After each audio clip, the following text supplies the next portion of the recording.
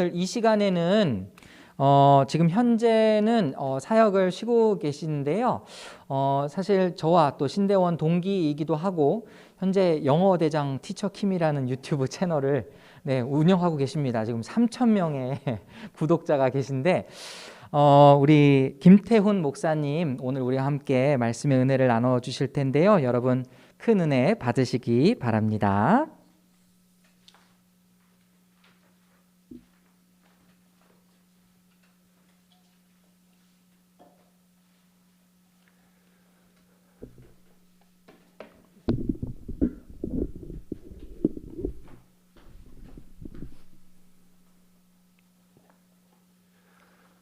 예, 안녕하세요. 예, 참 반갑습니다. 영어대장 티처킴은요, 제가 영어를 잘하는 사람은 아니에요. 근데 어떻게 하다 보니까 심심해서 그 아이패드 녹화 강의로 유튜브에다가 한번 올려봤는데, 근데 이상하게 사람들이 좋아해 주셔갖고 한 3,000명 지금 좀 넘게 구독자가 있습니다. 근데 그거는 저의 부캐고요. 예, 저는 본캐는 김태훈 목사입니다. 제가 12년 정도 이제 교회 사역을 하다가 3월 말까지 사역을 하고 제가 좀 잠시 쉬게 됐어요. 왜냐하면은 좀 그 구하나사라는 병 아십니까, 여러분? 옛날에 허준에 보면은 나오거든요. 구하나사. 근데 허준이 막 4일 만에 고치거든요. 근데 그게 되게 오래 가요. 한 몇 달 갑니다. 안면신경마비가. 그래서 이제 그것 때문에 제가 좀 얼굴을 치료하려고 이제 사임을 좀 하게 됐고요. 지금은 완전히 거의 다 났어요. 괜찮죠? 예, 얼굴도 괜찮습니다. 마스크를 쓰고 하나요, 벗고 하나요? 그래요? 벗고 할게요 그러면요. 예, 제가 또 얀센이랑 모더나 다 맞아갖고요, 괜찮습니다. 이제 오늘 제가 어떤 말씀을 전할지 상당히 고민을 많이 했어요. 설교 부탁을 받고 나서 이원영 목사님 제가 뭐 깊이 이렇게 교제를 하지는 못했지만 상당히 저랑 뭔가 좀 이렇게 캐릭터가 좀 겹치는 것들도 있고 많이 또 제가 좋아하는 목사님이시고 또 청년들이 또 있다는 소식을 들으니까 어떤 말씀을 전할까 상당히 좀 고민을 하다가 근데 제가 복음서 말씀을 전해야겠다라는 생각을 했습니다. 왜 그러냐면 우선 저는요, 복음서 말씀을 사랑합니다. 그냥 좋아하는 정도가 아니라 진짜 이 말씀을 저는 사랑해요. 저는 석사 논문도 마가복음으로 썼거든요. 그 당시 수준에서는 정말 열심히 노력해서 썼습니다. 그리고 그 카피킬러로 돌려보면은 표절률도 상당히 낮아요. 그래서 정말 열심히 썼는데 그러면 이제 오늘 마가복음 말씀을 설교를 해야지 왜 요한복음을 하는가라고 그렇게 또 생각하실 수도 있는데 제가 또 이제 마가복음을 열심히 논문을 쓰다 보니까 이게 진짜 좀 펴보기도 싫더라고요. 하도 이제 열심히 이제 마가복음 관련해서 또 책도 한 몇 권 정도 번역하고 그러다 보니까 좀 거들떠보기도 싫어서 제가 그래서 어떤 성경 말씀으로 할까 그러다가 이제 요한복음을 택했습니다. 요한복음에는 이 마가복음의 냄새가 별로 나지가 않아요. 그리고 요한복음은 이 마가복음에 없는 그러한 어떤 여러 가지 독특한 내용들도 상당히 많이 나타나고 있습니다. 그래서 제가 이 요한복음을 택했고요. 예. 그런데 제가 이 요한복음 말씀, 특별히 복음서 말씀을 택하게 된 보다 더 근본적인 이유가 있어요. 그 이유가 뭐냐면 저는 한국 교회와 그리고 오늘날 우리 청년들이 예수님을 잘 모른다고 생각을 해요. 우리가 어렸을 때부터 여러 가지 교리에 대해서는 많이 배웠습니다. 뭐 웨스트민스터 신앙고백서 우리 어려서부터 다 암송하면서 그렇게 교육을 받아왔어요. 그런데 예수님이 정작 누구이신지를 여러분들은 아십니까? 예수님의 어떤 그 철학이라던가 그리고 예수님이 정말로 무엇을 원하셨고 그리고 예수님이 이 땅에 사시면서 꿈꾸셨던 것들 그리고 정말로 소원하고 바라셨던 것이 무엇이었는지를 여러분들이 아십니까? 잘 모르는 것 같아요. 제가 목회를 해봐도 거기에는 사람들이 별로 관심을 갖지 않는 것 같습니다. 우리에게 예수님은 그저 부활하시고 죽으시고 부활하신 분이에요. 그리고 우리가 믿기만 하면 우리에게 구원을 공짜로 나눠주시는 분, 그 정도로 우리는 예수님을 바라보고 있지 않나 생각을 합니다. 그런데 여러분 성경은 우리에게 뭐라고 말씀하시는지 아십니까? 우리 요한복음 1장 12절 말씀을 제가 준비해 왔는데 우리 같이 한번 좀 읽어보도록 하겠습니다. 시작. 영접하는 자 곧 그 이름을 믿는 자들에게는 하나님의 권세를 주셨으니 아멘. 여러분 영접하는 자가 곧 누구라고 나와 있습니까? 그의 이름을 믿는 자예요. 여러분 여기서 이름을 믿는다는 것은 예수님의 이름을 정말 그 스펠링을 다 암기한다 이런 의미가 아닙니다. 고대 사회에서 이름이라는 것은요, 단순히 어떤 이 개체들을 갖다가 구분하기 위해서 주어지는 그러한 것이 아니라 이 이름에는요, 그 사람의 어떤 말과 행위와 사상들로 이루어진 전 인격과 그 인격으로 표현된 한 개인의 독특한 정체성 전부를 말하는 것이 바로 이름이에요. 그러니까 우리가 예수님의 이름을 믿는다는 것은 그냥 그 예수님이라는 이름을 암기하고 넘어가는 것이 아니라 예수님의 말과 행위와 사상과 그분의 비전과 이러한 것들을 우리가 공감하고 그리고 그것에 열렬하게 인격적으로 적극적으로 반응한다는 것입니다. 그것이 예수님을 믿는 거예요. 그러려면 우리는 예수님을 어떻게 해야 됩니까? 알아야 하는 거예요. 예수님이 누구이신지를 분명히 알아야 하는 것입니다. 여러분들 예수님을 아십니까? 정말로 여러분들 마음속에 그 예수님이 비전으로 자리 잡고 있는지를 한번 돌아보셨으면 좋겠어요. 오늘 사도신경을 암송을 했는데 물론 사도신경 정말로 훌륭한 우리 한국교회가 지켜온 이 신경입니다. 근데 저는 이 사도신경도요 좀 확대되어야 한다고 생각을 해요. 왜냐하면 여러분 사도신경을 통해서 나타난 예수님은 누구이십니까? 그저 예수님은 동정녀 마리아라는 그 처녀의 몸에서 기적적으로 잉태되셨다가 곧바로 어떻게 하십니까? 십자가에 달려 죽으세요. 그리고 부활하십니다. 그게 끝입니다. 거기에 보면은 예수님이 어떤 분이셨고 어떻게 살아가셨는지 이러한 부분이 별로 나타나 있지 않는 거예요. 예수님의 삶이 없습니다. 예수님의 철학이 없는 거예요. 우리가 그러한 사도신경을 매일같이 암송을 하다 보니까 그 예수님의 모범과 삶에 대해서는 별로 관심을 갖지 아니하고 그 예수님을 나의 구원을 위한 도구로만 그렇게 받아들이고 있는 겁니다. 너무나도 안타까운 거예요. 저는 한국교회가 1차적으로 예수님을 살려내야 한다고 믿습니다. 예수님이 우리 안에 살아나야 그 실제적인 모범이시고 정말 우리의 구원자이신 그분이 입체적으로 우리의 가슴에 살아나야 기독교인들도 그 삶을 따라 살아갈 수 있는 거예요. 이 예수님이 우리 마음 가운데 살아나지 않는다면 우리는 주님을 정말 믿는 자로서 그리스도인으로서 살아가기가 정말 쉽지 않은 것입니다. 제가 오늘 버팀목교회에서 처음 설교하는데 나중에 또 종종 불러주실 줄로 믿습니다. 그러면 제가 이 복음서 말씀을 전하면서 입체적으로 여러분들하고 말씀을 좀 나눴으면 좋겠어요. 예수가 살아나야 돼요. 예수님이 누구인지를 우리가 깊이 알아야 됩니다. 저는 신학교 가서 이걸 알았어요. 그 전까지만 해도 교회에서 그냥 진짜 교리교육하고 그냥 답정 너죠. 그냥 까라면 까식으로 이렇게 믿기만 했던 거예요. 근데 예수님이 너무나도 탁월하신 분이에요. 너무나도 멋집니다. 제가 중학교 1, 2학년 때 저는 H.O.T 모르죠, 여러분들? 너무 옛날 사람이죠. 알아요? H.O.T 압니까? H.O.T 보면은 이렇게 강타가 이거 알아요, 이거? 예. 그래서 이제 여기다 초록색을 이렇게 하고 다녔어요.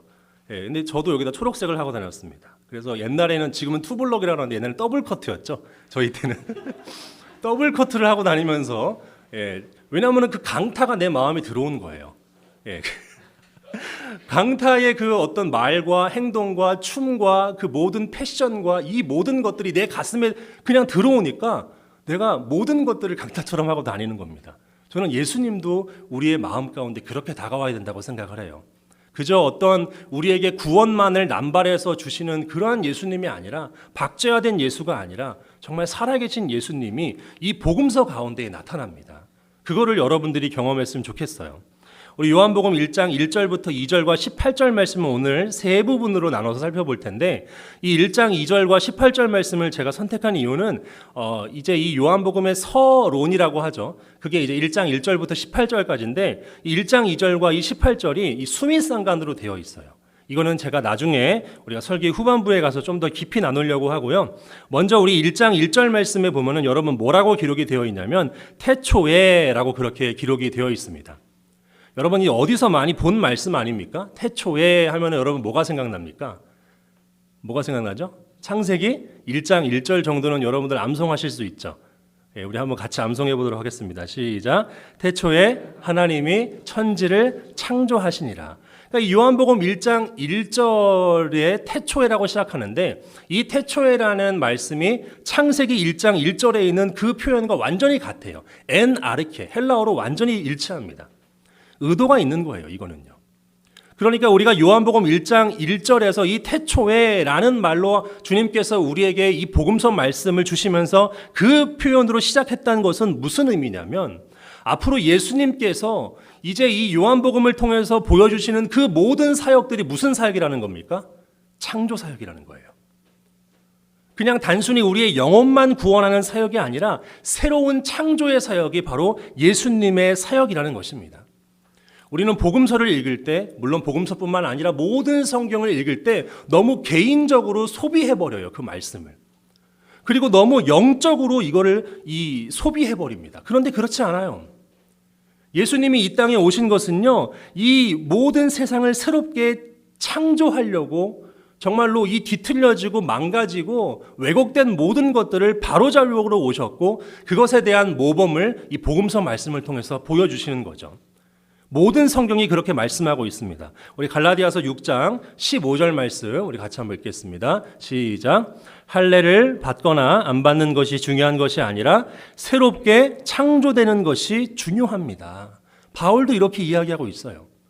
우리 한 말씀 더 살펴볼게요. 우리 고린도후서 5장 17절 말씀입니다. 시작. 그런즉 누구든지 그리스도 안에 있으면 새로운 피조물이라 이전 것은 지나갔으니 보라 새 것이 되었도다. 바울도 뉴 크리에이션을 말하는 겁니다. 새로운 창조예요. 이것이 하나님의 꿈이고 비전인 것입니다. 신약만 그런 게 아니에요, 여러분. 구약도 마찬가지입니다. 우리 이사야 65장 17절도 같이 읽습니다. 시작. 보라 내가 새 하늘과 새 땅을 창조하나니 이전 것은 기억되거나 마음에 생각나지 아니할 것이라. 구약의 비전이에요. 이사야 마지막 장에. 이것이 궁극적으로 요한 계시록에 가서 이루어집니다. 우리 계시록 21장 1절입니다. 시작. 또 내가 새 하늘과 새 땅을 보니 처음 땅과 처음 땅이 없어졌고 바다도 다시 있지 않더라. 아멘. 이게 기독교의 비전이에요. 알버트 월터스라는 어떤 그 세계관 철학자가 있습니다. 그 사람이 책을 한 권 썼는데 우리나라에서는 그 책의 제목을 이렇게 번역을 했어요. 창조, 타락, 구속 이렇게 번역을 했습니다. 하나님이 태초에 천지를 창조하셨죠. 그리고 아담이 선악과를 따먹었고요. 그리고 나서 이제 타락을 하게 됐어요. 그런 다음에 하나님께서 이 타락한 세상을 구속하시는데 이 구속이라는 의미를 우리가 분명히 알아야 되는 게 창조 속에서 구속해내는 것이 아니에요. 그러니까 창조하시고 타락했는데 이 타락한 세상 전체를 구속하신다는 의미입니다. 그 타락한 세상을 폐기 처분하고 그리고 그 가운데서 영혼들만 빼낸다는 이야기가 아니에요. 하나님이 세상을 바로잡길 원하시는 겁니다. 모든 세상을 구원하기를 원하시는 거고 처음에 창조하셨던 모든 것들을 하나도 버리지 아니하시고 다 고치시는 것이 그것이 주님의 궁극적인 목표이고 복음서도 이것을 지향하고 있는 거예요. 제가 좋아하는 학자 중에 톰 라이트라는 학자가 있어요. 이 학자가 이런 이야기를 했습니다. 같이 한번 읽어봤으면 좋겠는데 우리 한글로만 한번 읽어볼게요.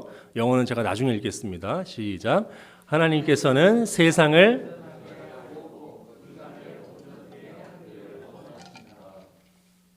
저는 이 구절이 너무 좋아요.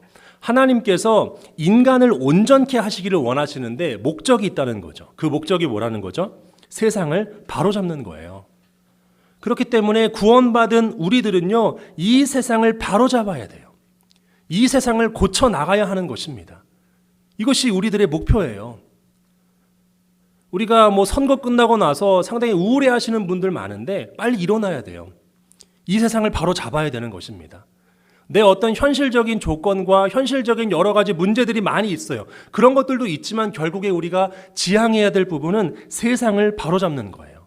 좀 더 구체적으로 예수 안에서 새롭게 된 거듭난 인류, 바로 하나님의 사랑을 입은 이 교회를 통해서 주님께서는 세상을 바로잡길 원하십니다. 우리 에베소서 1장 23절 말씀도 같이 읽습니다. 시작. 교회는 그의 몸이니 만물 안에서 만물을 충만하게 하시는 이의 충만함이니라. 교회는 그의 몸이니, 몸이 뭐 하는 기관입니까? 일하는 기관이에요. 시키는 걸 하는 겁니다. 누가 시키죠? 머리 대신 예수님이 시키는 일을 하는 것이 바로 교회라는 거예요. 그 교회가 만물 안에 있습니다. 세상의 중심에 있는 거예요. 그래서 어떻게 하죠? 만물을 충만하게 하는 거예요. 만물을 충만하게 한다는 얘기는 뭐냐면 온전케 한다는 얘기입니다. 왜곡되고 뒤틀려진 모든 것들을 바로잡고 온전케 하는 것이 바로 교회의 목적이라는 거예요. 요한복음 1장 1절을 시작하면서 태초에 라는 그 말씀이 우리에게 이것을 암시해주고 말씀해주고 있는 것입니다. 이것을 통해서 우리가 얻을 수 있는 신앙적인 교훈은 저는 두 가지라고 생각해요. 첫 번째로 우리가 신앙생활을 하면서 이 복음서와 그리고 성경에 나타난 주님의 이 새 창조의 역사가 먼저 나에게 나타나기를 열망해야 합니다. 여러분, 기독교는 철학이 아니에요. 기독교는 능력입니다. 기독교는 정말로 사람을 변화시켜요. 여러분의 어떤 환경이 저는 여러분 한 사람 한 사람이 어떤지는 잘 모릅니다.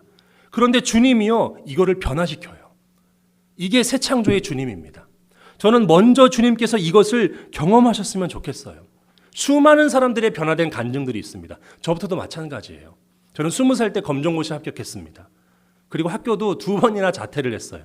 그런데 지금 제가 이렇게 변했고 티처킴도 하고 있고요. 그리고 또 목회사역도 12년 동안 했습니다. 하나님이 변화시키세요. 내가 예수님을 영접하고 그리고 나서 신앙생활했던 그 모든 과정들을 통해서 저를 변화시키셨고요. 깨어진 저의 가정 말고 또 새로운 정말 이 가정교회인 그러한 가족들을 저에게 또 허락하셨어요. 주님이 새롭게 창조하시는 분이에요. 이분을 여러분들이 의지했으면 좋겠습니다. 정권이 바뀐다고 세상 바뀌지 않아요. 또는 어떤 대단한 지도자가 나타난다고 바뀌지 않습니다. 주님이 여러분의 인생 바꿀 수 있어요. 예수님 만나야 돼요. 붙잡아야 됩니다. 이분이 창조의 주님이기 때문에 이분 바짓가랑이 붙잡고 살려달라 그래야 돼요. 이분이 바꿔주시는 거예요. 그리고 두 번째로 세상을 온전케 하시고 새롭게 하시려는 이 주님의 열정에 여러분들도 공감하면서 동참해야 한다는 것입니다. 우리 요한복음 3장 16절 말씀 한번 같이 읽어볼까요? 같이 읽습니다. 시작. 하나님이 세상을 이처럼 사랑하사 독생자를 주셨으니 이는 그를 믿는 자마다 멸망하지 않고 영생을 얻게 하려 하심이라. 아멘. 여기 보면 하나님이 뭘 사랑하세요? 세상을 사랑하십니다. 우리가 주로 이 말씀은 그 영접 기도를 할 때라던가 아니면 개인적인 어떤 우리의 영혼과 그러한 마음을 만지는 말씀으로 주로 소비가 많이 되는데, 그런데 하나님이 사랑하시는 것은 세상이에요. 헬라어 원문에 보면 코스모스입니다. 나만 사랑하시는 것이 아니라 하나님이 나를 사랑하는 그 동일한 사랑으로 모든 세상을 다 사랑하시는 거예요. 그렇기 때문에 우리는 구분 지으면 안 됩니다. 분열시키면 안 돼요. 제가 교회 사역을 하면서 다양한 사람들을 만나보다 보니까 저도 제 입장이라는 게 있거든요. 저도 제 스타일이 있어요. 그런데 교회 사역을 하다 보니까 저랑 입장 안 맞는 사람들을 갖다가 어떻게 할까요? 구분하면 될까요? 안 될까요? 당연히 안 되죠. 그러니까 사역을 하면서 제가 좀 성숙하게 변했어요. 저 사람을 이해할 수 있고 그분은 왜 그런지를 갖다가 알게 되는 거죠. 하나님이 동일하게 그 사람을 사랑한다는 걸 알게 되는 거예요. 그런데 이것이 사람만이 아니라 모든 세상 가운데에 나를 위해서 십자가 지시고 죽임당하신 그 주님이 동일하게 내가 정말로 미워하는 형제들, 나랑 어떻게 막 밥 한 숟갈 같이 먹을 수 없을 정도로 다른 그 형제들도 주님께서는 사랑하신다는 거예요. 이 사랑을 알면 우리는 모든 사람과 화평하려고 노력을 할 겁니다. 그리고 세상이 그렇게 많이 분열되지 않을 거예요. 합의점을 찾으려고 할 거고요. 예수님 아래 모이게 될 거예요. 이것에 여러분들 공감했으면 좋겠어요. 그리고 세상에 여러 가지 정말 뒤틀려지고 망가진 것들 너무나 많이 있잖아요. 그런 것들 보면은요, 우리가 비판만 하고 끝내는 것이 아니라 적극적으로 준비되어서 그러한 것들을 변화시키려고 노력을 해야 합니다. 우리 아내가 저한테 하는 말이 있어요. 고등학생이네요, 저보고. 왜 이렇게 꿈이 많냐는 거죠. 며칠 전에는 제가 공공정책대학원을 한번 좀 알아봤어요. 입시 5강을. 거기 가서 뭐 하는지. 그러니까 막 그런 데에 관심이 막 있는 거예요. 들어가서 좀 막 바로 잡고 싶은 거고. 그렇죠? 그런 것들이 제 마음에 이렇게 열정이 있는 겁니다. 우리가 정말 이 세상을 바로 잡고 그리고 온전케 하는 데에 주님의 도구로서 나아가야 돼요. 우리가 돈과 출세를 위해서 여러 가지 것들을 하면 안 됩니다. 돈과 출세를 목적으로 삼는 것이 아니라 하나님께서 인간에게 주신 이 세상을 향한 사명이 우리의 주된 목적이 되어야 해요. 팀 켈러 목사님이 이런 이야기를 하셨어요. 하나님께서 인류의 노동과 일을 통해서 하나님 나라를 일구어 가신다고 했습니다. 그러니까 직업이 되게 중요한 거거든요. 하나님께서 내 직업을 통해서 하나님 나라를 일구어 가기를 원하시는 거죠. 돈과 명예와 어떤 그러한 야망을 이루기 위해서 우리가 어떤 노력을 하고 그런 것이 아니라 정말로 하나님을 사랑하는 마음으로 하나님이 이 세상을 사랑하는 그 사랑을 우리가 공감하면서 동참하는 마음으로 살아가야 된다는 것이죠. 우리 창세기 1장 28절 말씀도 같이 한번 읽겠습니다. 시작. 하나님이 그들에게 복을 주시며 하나님이 그들에게 이르시되 생육하고 번성하여 땅에 충만하라 땅을 정복하라 바다의 물고기와 하늘의 새와 땅에 움직이는 모든 생물을 다스리라 하시니라. 아멘. 이 아담의 비전이 아담에게만 끝나는 것이 아닙니다. 예수 안에서 새로운 아담 되신 우리도 그분과 함께 이 창세기 1장 28절의 말씀을 살아내야 하는 거예요. 그러한 여러분들 되기를 주님의 이름으로 축복합니다. 우리 계속해서 보시면은요. 이제 태초에라는 말씀 이후에 나와 있는 내용을 좀 살펴볼 텐데 1장 1절 후반부에 보면 이렇게 나와 있어요. 태초에 말씀이 계신다라고 이야기를 하고 있습니다. 여러분 이제 이 부분을 좀 하나씩 살펴보기를 원하는데 먼저 여기서 말씀이 누구를 가리키는 겁니까? 말씀이 바로 예수 그리스도를 가리키는 겁니다.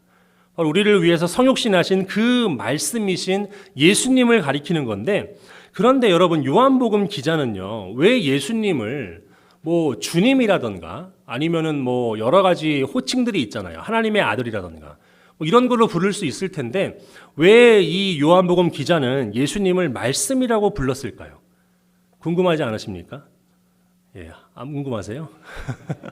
그냥 그런가 보다 하고 뭐 낸들 알겠느냐 이렇게 이제 아무 관심도 없었는데 이제 이런 것들을 우리가 좀 고민해 보면서 읽는 것이 성경을 좀 깊이 읽는 거예요. 왜 하필이면 말씀이라 그랬을까? 어떤 진보적인 학자들은 이렇게 얘기를 해요. 이제 이 말씀이라는 단어가 이 헬라어로 로고스라는 단어인데 이 로고스가 이 플라톤이나 이 그리스 철학자들 있죠. 그 철학자들이 주로 사용하는 말이었대요. 모든 사물의 존재를 규정하는 보편적인 원리나 이치를 뜻하는 말이다. 그래서 그 말을 차용해서 이 요한복음 기자가 썼다라고 이야기를 하는데 근데 이거는 좀 말도 안 되는 게 플라톤이 말했던 로고스와 요한복음이 말하는 로고스는 전혀 관계가 없습니다. 그렇기 때문에 이 그리스 철학을 가져와 갖고 복음서를 해석하면 안 돼요.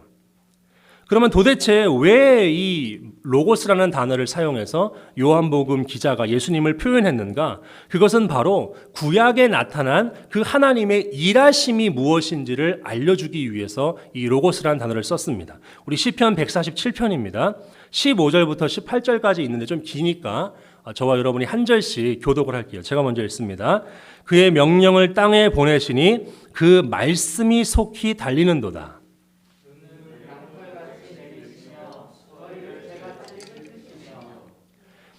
우박을 떡 부스러기 같이 뿌리시나니 누가 능히 그의 추위를 감당하리요.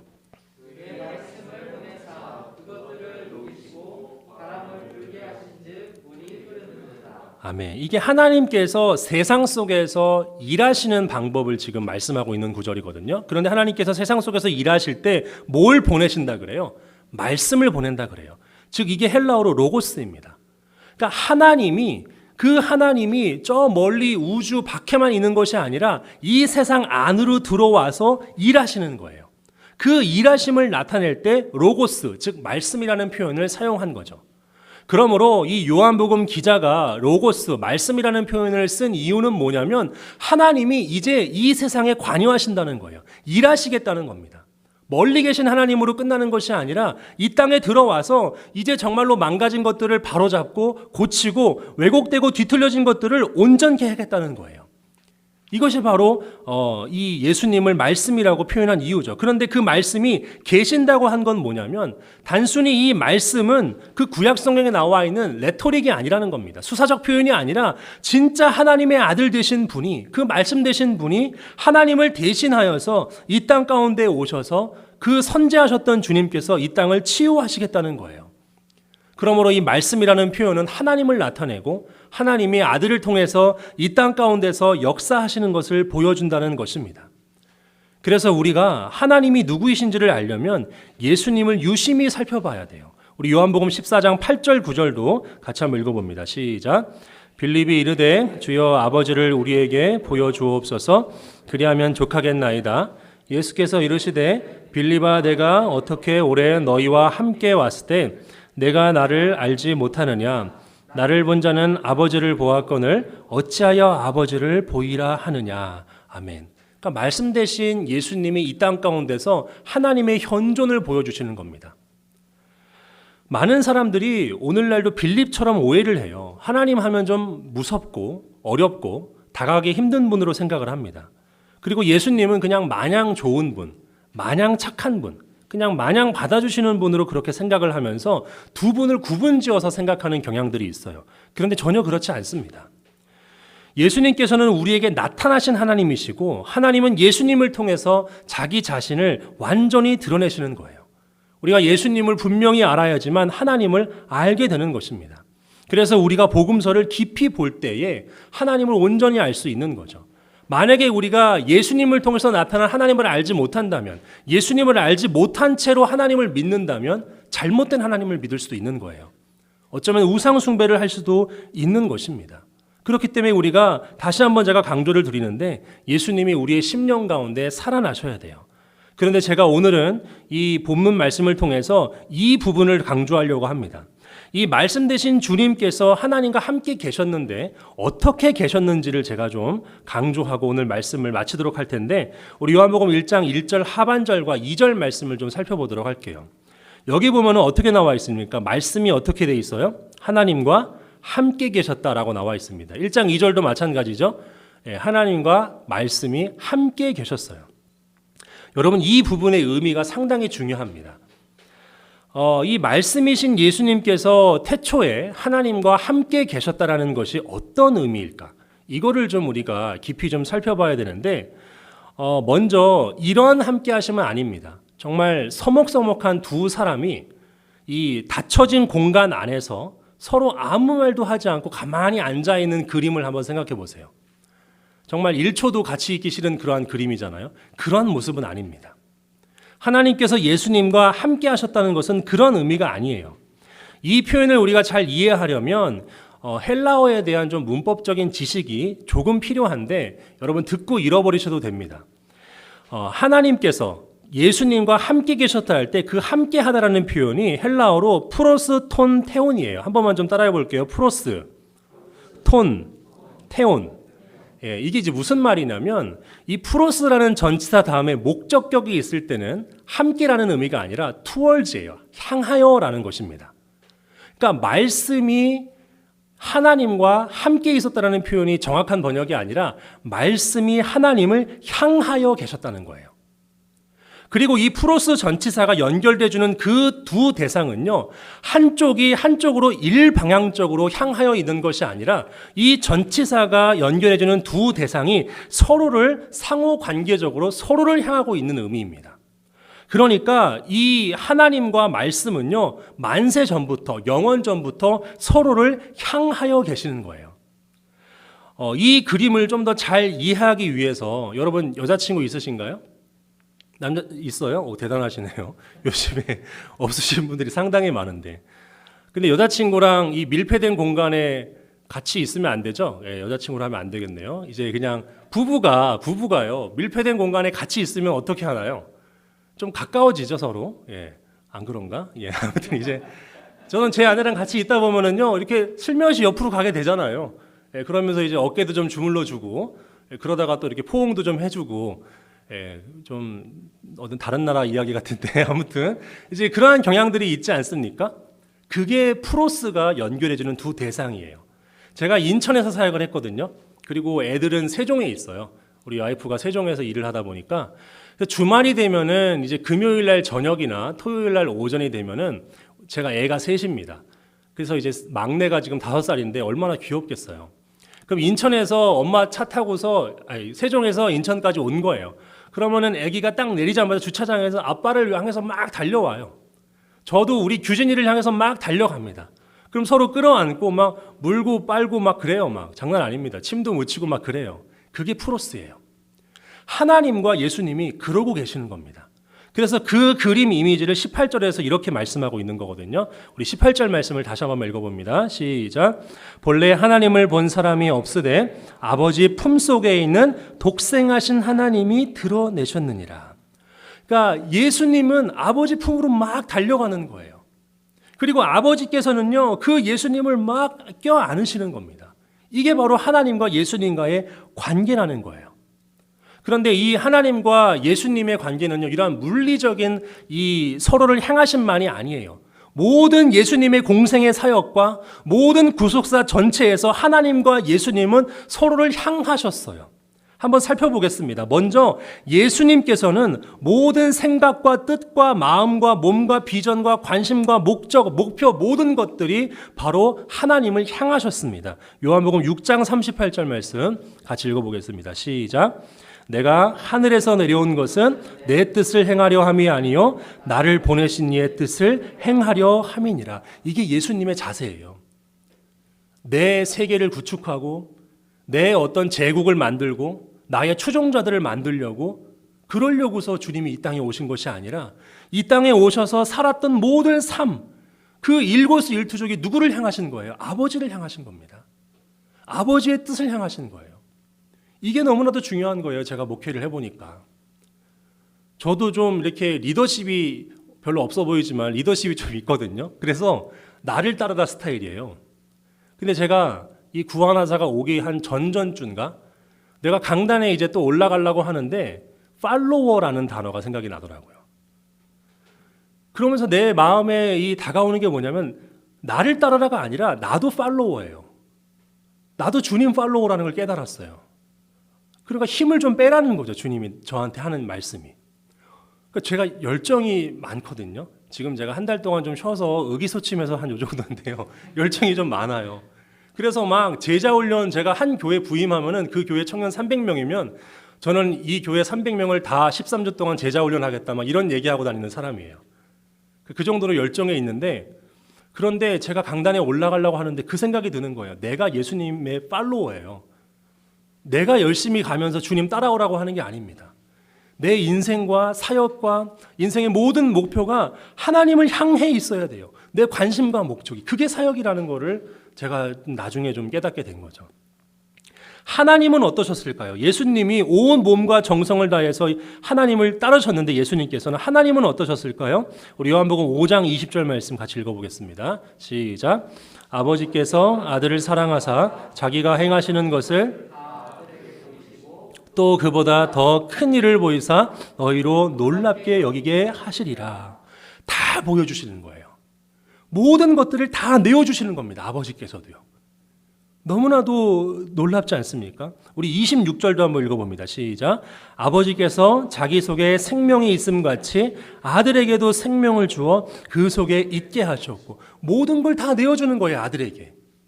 이게 하나님께서 예수님을 향하시는 것입니다. 그래서 이 두 분이 예수님은 하나님을 향하시고 하나님은 예수님을 향하시는 거죠. 그래서 어떻게 되나요? 이 두 분이 하나인 거예요. 요한복음 10장 30절입니다. 시작. 나와 아버지는 하나이려 하신대. 이 두 분이 그래서 하나인 거예요. 그래서 이위일체 신앙이 나타나게 된 것이고 그래서 삼위일체 신앙이 나타나게 된 거예요. 하나님은 아버지를, 하나님은 예수님을, 예수님은 성령님을, 성령님은 하나님을 서로가 뜻과 계획과 목적과 사랑에 있어서 다 전부를 향하시는 거죠. 그래서 하나 되셨다는 것입니다. 여기서 우리는 두 가지 교훈을 얻을 수 있을 것 같아요. 이 두 가지 교훈을 살펴보고 우리가 말씀을 맺을 텐데 첫 번째로는요. 예수님께서 모든 부분에서 열렬하게 하나님을 향하셨듯이 우리도 주님을 향하여야 한다는 것입니다. 우리 마태복음 22장 37절 말씀 우리 같이 한번 읽어봅니다. 시작. 예수께서 이르시되 내 마음을 다하고 목숨을 다하고 뜻을 다하여 주 너의 하나님을 사랑하라 하셨으니 아멘. 내 마음과 몸을 다하여 저는 정말 내 마음과 몸을 다하여 제가 양쪽에 구원하사가 왔어요. 1년 전에 오른쪽 그 다음에 몇 개월 전에 왼쪽에 왔어요. 근데 이게 쉽지가 않아요. 이렇게 되는 게 쉽지 않다고 합니다. 여기가 구원하사가 한번 걸리고 나면은 재발할 확률이 10년 내에 재발할 확률이 5에서 10%래요. 그럼 거의 안 된다는 얘기잖아요. 근데 여기에 걸리고 바로 몇 개월 있다 여기가 또 걸린 거예요. 저는 제가 하나님 앞에 헌신한다고 생각을 했어요. 정말로 하나님을 사랑하고 내 몸 다 바쳐 그렇게 한다고 생각을 했는데, 근데 제가 교회에서 이렇게 건강상의 이유로 사임을 하고 나서 집에 와서 하나님을 원망하더라고요. 그건 무슨 말이에요? 나를 위해서 열심히 그렇게 살았던 거예요. 내 성공을 위해서. 내가 좀 더 잘 나가려고 그렇게 살았던 겁니다.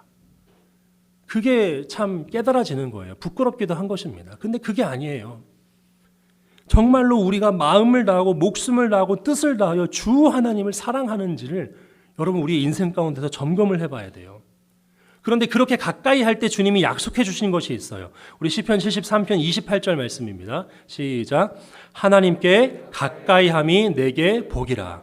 내가 주 여호와를 나의 피난처로 삼아 주의 모든 행적을 전파하리이다. 하나님께 가까이 함이 어떻다고요? 복이에요. 이건 기복신앙을 말하는 게 아닙니다, 여러분. 하나님을 찾고 열렬하게 주님을 원하고 그분을 향하는 자를 하나님께서 찾으시고 반드시 사용하시고 복을 주신다는 거예요.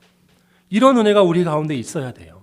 그리고 마지막 두 번째로 우리 교회도요, 서로 하나 돼야 됩니다.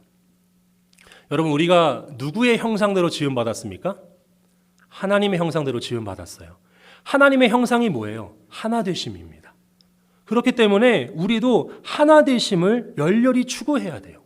하나님께서 태초에 사람을 창조하실 때 공동체로 창조하셨습니다. 우리 창세기 1장 27절 말씀 같이 읽습니다. 시작. 하나님이 자기 형상 곧 하나님의 형상대로 사람을 창조하시되 남자와 여자를 창조하시고, 하나님이 자기 형상대로 사람을 창조하셨는데 그 사람이 한 사람이 아니에요. 공동체입니다. 남녀예요. 그러니까 하나됨을 이루라는 것입니다. 그러니까 우리가 교회 안에서도 여러분 하나됨을 이루어야 돼요. 우리가 주일날도 모이지만 여러분들의 이 교회의 사정을 제가 깊이 알지는 못하지만 여러분들 정말 친해져야 돼요. 서로가. 같이 안부도 묻고요. 밥도 먹고요. 둘이 밥 언제 먹었어요? 지난주에 먹었군요. 얼마 안 되네요. 예, 관계가 좋군요. 예, 아무튼 서로 너무 친해져야 돼요. 목사님이랑도 너무 친해져야 됩니다. 그래서 하나가 돼야 되는 거예요. 그럴 때에 주님께서도 약속하신 게 있습니다. 우리 요한복음 17장 21절 말씀도 우리 마지막으로 읽습니다. 시작. 아버지여, 아버지께서 내 안에 내가 아버지 안에 있는 것 같이 그들도 다 하나가 되어 우리 안에 있게 하사 세상으로 아버지께서 나를 보내신 것을 믿게 하옵소서. 말씀 잠깐만 좀 띄워주실래요?